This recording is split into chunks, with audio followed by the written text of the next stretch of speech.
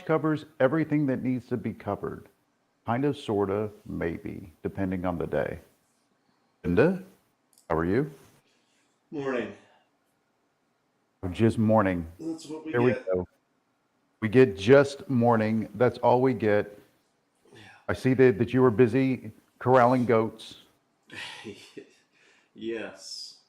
Yeah, they're do, do you know goats fart a lot? Yeah, Like a lot. it's really like this. I would not exactly like put that high up on the list, but considering that their lives are built around the concept of eating, shitting, and fucking, it would not surprise me that they fart a lot. It's like absurd. They're strange Yeah. creatures. And they really So will eat if I were anything. you, I would not let AOC know this because she will come and she will take your goats, or maybe in your case, you should let her know this. Well, based on the way I saw them acting yesterday, one of them would try to mount. So Try to mount you or the other goat. anything that's in the pen with them. Telling you, man, those male goats are something different. They have one thing on their mind. That's it. Yeah. That is it. Very yeah. I don't know what their social order and code is, of whether or not rape is a part of their thing that they discourage, but it seems like Oddly, there's a lot of that I going think on. I don't think it's frowned upon. I think You know, there's it doesn't seem like it's discouraged. no. I don't think anybody cares. It's funny 'cause they're starting to chill out. When we first got them, they were, and we've only had them now less than a week, right? But when they first got in the pen, they were Hmm. skittish and jumping around, and you get anywhere near them, and you know, they'd all like scatter like pigeons when I like clap your hands or whatever. They were very jumpy. Well, now they're starting to play around and uh, socialize a little bit. Um, and we have two male goats and then four females, and they're younger goats. I mean, they're only I think they're like I don't know 6 months old or something like that. Uh, but the two males, they stand up on their hind legs like they're gonna butt heads and slam each other, but Hmm. they just fake it. They don't actually hit heads, and then they just kind of push each other around. Well, we put these pallets in the pen with them with their water on it, and they were playing King of the Hill basically yesterday, and they were trying to push each other off of the pallets, and the bigger male goat literally pushed the smaller one off the pallet and then tried to fuck it. I was like, what? Like, that's not how you Yeah, play. That's not the way it works. that's how they play. That's not how this game That's how they works. play. I'm never playing King of the Hill again. Yeah, no, it's like there's a lot of similarity between how goats and what you just described in Hollywood in general. I think there's a lot of there's a through line there, pretty much exact between Hollywood and your goats. Very interesting. More revelation, if you will, more Yeah, there revelation. you go. Yeah. So, speaking of revelation, China put out some economic data that was not all that friendly. It was supposed to come in much better, coming off the hills and then kind of heels of them reopening. So it was supposed to be good data. It was not good data. So they lowered rates in order to combat it. Um, that's the China. Japan, on the other hand, put out some pretty nice numbers. Even though the numbers for the most part missed out of Japan, their numbers were showing improvement and moving in the right direction. And it's interesting. The reason why I find it so interesting is the fact that Japan was basically the one country that refused to go psycho with monetary policy as far as jacking rates. They refused. They said that their biggest issue moving forward was deflation, not inflation, that inflation was indeed transitory. They stuck to the script of it being transitory and refused to raise rates. Data was good, came in good. On the other hand, we had New York manufacturing that was probably the most dreadful number that we put up since 2020. It was, I started scrolling down for previous prints, and this one was pretty bad. And I can't necessarily get a through line as to why it is what it is, as far as what the weakness in the numbers actually were, what was driving it, whether or not it was just an anomaly or something that we have to be concerned about moving forward.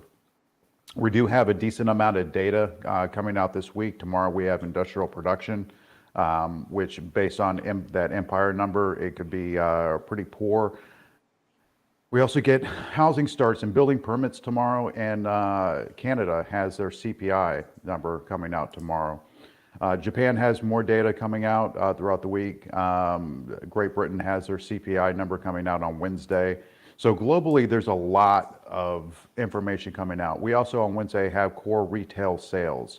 And this week is a big week for retail reporting. I believe Walmart reports, even though they've already guided down, but Walmart reports, Home Depot reports, I believe Lowe's reports, a lot of retail ERs this week. AMAT also reports. That's going to be an interesting ER because I believe they provide the equipment or build the equipment for semiconductors. So their guidance, I think, is going to be very, very interesting moving forward to that overall landscape. I don't think there's any doubt that that we have seen one hell of a move higher. We'll see how the data kind of shakes out. We also have quite a few Fed speakers. We have a Fed speaker today, I believe, at 10:50 Eastern, and then Wednesday we have Fed speakers. We basically have Fed speakers pretty much once a day this week. We also get vendor FOMC minutes coming out on Wednesday. Indeed. Right, yeah. And then Friday is OpEx. It is. Yep. Yeah. Interesting week. Hopefully. Yeah. A lot of data, a lot of stuff. And I don't know if you guys saw it last night, but Bender provided a very, very interesting chart on the Twitter. That chart I found extremely curious because it's like, when he posted, I was like, how the fuck are we stuck in the middle when we've been just absolutely just rip roaring to the upside? But we are indeed stuck in the middle. So Bender's going to tell us which way we're going. Bender, are you ready to tell us which way we're going to buy calls or puts? Are you ready? You will not get that from me. Oh, No. is that tomorrow? Maybe. I don't know. We'll see. Okay. But Okay. I can tell you levels of importance, and then you can shake Okay, the well, let's do magic that. 8 ball and make a decision from there. Let's do that. Let's do that. Okay. All right. Well, so we're sitting at 4250. The charts that have been posting that parallel channel, we rejected the midpoint of that parallel channel, up there around 4280 ish, and has essentially been drifting down since then. Just below here, 42.46. I get two fibs that line up there. It's also previous support. Let's see if that holds. If not, and there's a lot of stuff between here and 4200, but 42.46 and 42.42 is the 50 MA on the 60 minute. Just below that, 42.37 was previous resistance. If it looks like we're going to kind of continue to give back some of that rally from Friday, I think 42.24 is pretty key. There's a fib there. That is also the trend line support of that parallel channel would come in right around there, right around 42.24. So that would be a pretty important level. I think 42.50 psychologically, this morning, you've got this kind of, so I mentioned 42.46, those two fibs. There's also a fib just above 42.54 that was a level of interest last week. So I think opening up between those kind of two levels, I think we gotta let that shake out and kind of see which direction we're gonna go from there. But below 46, then that 42.24 I think becomes important. Above, like I said, 42.54, and then 42.60 is the 10 MA, 42.63 is the 20. Then there's a fib at 42.70, which was a level that we paused at on Friday. There were two levels I put out above. That was 42.70 and 42.82. And both of those levels contain fibs, and 42.82 was that trend line resistance, but now that's higher, up at man, if we were to actually go test that today, that would be up like around 43.05. All Any right. questions? So, yeah, Bender, do you have a lean coming into the day? I mean, I would have thought that we, after the rally on Friday, that we would have seen a stronger, we would have seen stronger price action last night than what we saw. So, we are at support or near, not far away from some key areas of support. I think I don't think I do right now. I think I gotta wait and see, Oh. How it starts looking a little later into the morning. And when we open up with a gap down like this, it definitely begs the question as far as, okay, was enough taken off the top in order to make that move higher? At least in my mind, when I look at it, and I sort through some of your charts with some of your indicators, it's like if we make a move down enough to where we can go ahead and refill the funnel and make that move higher.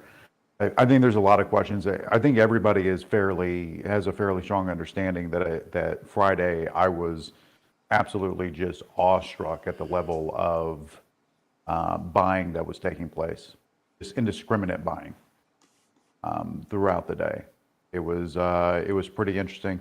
A lot of it was being fueled on the back of bid side puts. We saw probably more bid side puts than we've seen in a long while streaming through. So they shook out a lot of short boys. They really, really did. They shook the shit out of them. Coming into this week when we have multiple data points, we have Fed minutes and we have OPEX. It really, really begs the question as far as what is next, what is indeed going to be something that makes the pink polo boys the most money. I don't know what that is.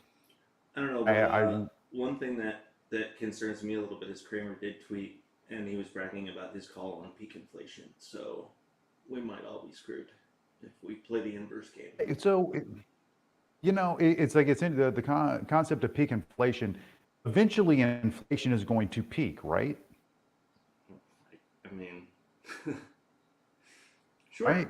Everything peaks. It's like if you have a flood in a river, that crest, it peaks and then it starts going down. The question ultimately is how quickly is it going to come down? Is it sticky? Is it something that's going to linger? Is it going to be till forevers? And what damage is going to be done during that process? It's like that's really the question. It's like, yeah, no, you can have peak inflation, but even some of the data that was coming out, oh, gasoline prices down 30, 40 cents. Yeah, motherfucker, it's up $2 over the last year. It's like how are we, what are we celebrating? What are we getting super excited about? That's probably my biggest question. So yeah, you can have peak inflation, but to be just extraordinarily crass, it's like if somebody has their entire dick in your ass and then all of a sudden it's only 3/4, it's like, oh no, that's not as bad as it was, but it's still fucking bad. Sorry to be crass. That's really the only way I can kind of play it out as far as what the economy is actually doing. Now, is it awesome that everybody has jobs? Is it awesome that wages are holding pretty strong? Not necessarily in relation to inflation, but it's like, is it positive? Is it good that we're moving in the right direction? Yes. How quickly do we get to the other side? And what speed bumps are along the way? I think that's the question that the $1 billion question that if somebody has the answer to, you're going to be the next quadrillionaire. Anybody have any answers? Yeah. I'll put a bounty share out. It, share it. I'll give you $10 if you have the answer. Then I'll kick in. Exactly. I got 5 on it. Nobody knows, right? It's like, but that's it. These are the real questions that we have to ask ourselves. It's like, is 3/4 of the cock enough? Too much? Is it? I don't know. I really don't. Stockington, are you home?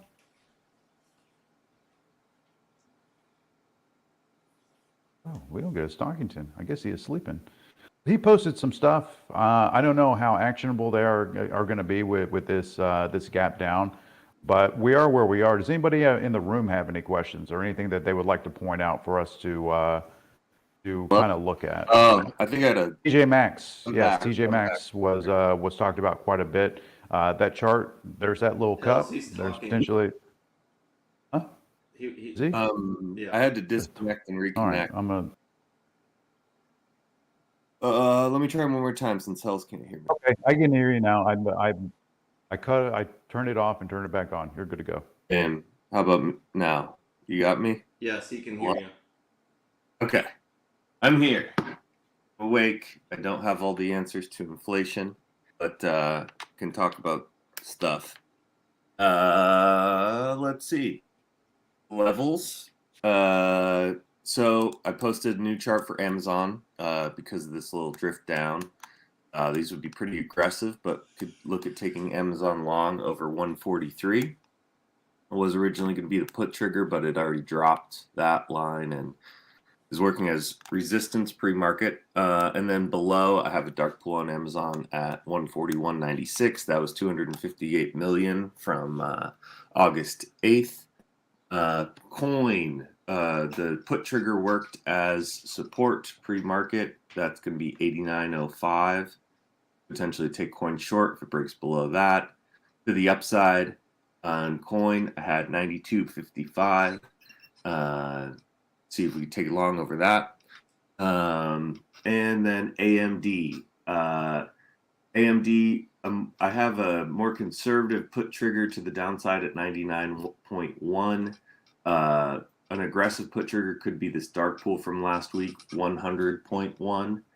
And then to take AMD long, I have 100.95 to the upside.